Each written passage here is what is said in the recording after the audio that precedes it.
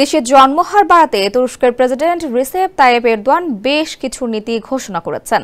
দেশটিতে বিবাহের হার কমে যাওয়া, ডিভোর্সের সংখ্যা বৃদ্ধি পাওয়া এবং বয়স্ক মানুষের সংখ্যা বেড়ে যাওয়ায় নতুন পদক্ষেপ নিতে যাচ্ছেন তিনি। জন্মহার কমা ও বয়স্কের সংখ্যা বাড়ার বিষয়টি তুরস্কের সামাজিক ও অর্থনৈতিক স্থিতিশীলতা নষ্ট করতে পারে বলে মনে করা হচ্ছে। বিষয়টি সমাধানে এগিয়ে এসেছেন প্রেসিডেন্ট এরদোয়ান। এছাড়া দেশটিতে শুরু করা হয়েছে নতুন একটি প্রোগ্রাম, যা চলতি বছরে শুরু হয়েছে। এতে বলা হয়, যেসব দম্পতি সন্তান নেবেন তারা আর্থিক সহায়তা পাবেন। প্রথম সন্তানের জন্য দম্পতিরা এককালীন ৫,০০০ লিরা পাবেন।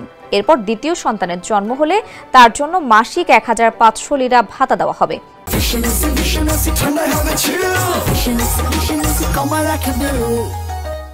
প্রথম ও দ্বিতীয় সন্তানের পর দম্পতিদের তৃতীয় সন্তান নিতে উদ্বুদ্ধ করতে মাসিক ৫,০০০ লিরা ভাতা দেওয়ার ঘোষণা দেওয়া হয়, যা $১৩২ সমান।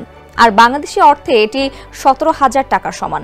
তুরস্কের যেসব মানুষ বিদেশে থাকেন তারাও এই সুবিধা গ্রহণের জন্য ওই দেশের তার্কিশ দূতাবাস অথবা কনসুলেটের মাধ্যমে আবেদন করতে পারবেন।